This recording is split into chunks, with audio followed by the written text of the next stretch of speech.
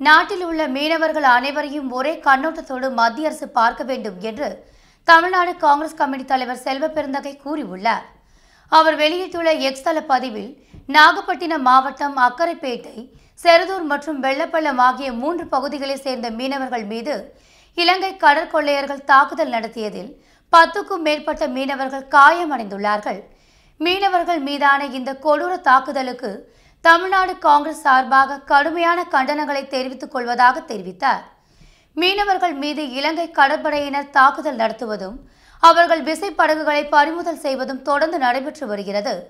இதனை கண்டித்தும் இலங்கை கடற்படையினர் மீதும் மற்றும் கடற்கொள்ளையர்களை தடுக்கவும் பலமுறை மத்திய அரசுக்கு தமிழ்நாடு அரசு கடிதம் எழுதியும் நேரில் சென்று கோரிக்கை வைத்தும் உறுதியான நிலையான எந்த ஒரு நடவடிக்கையும் எடுக்கவில்லை எனவும் அவர் குற்றம் சாட்டினார்.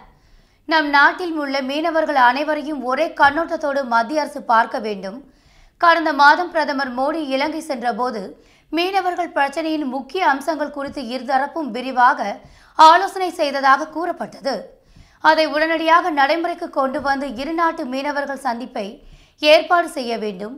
மீனவர்களின் பாதுகாப்பை மத்திய அரசு உறுதி செய்ய வேண்டும் என செல்வ பெருந்தகை வலியுறுத்தியுள்ளார்.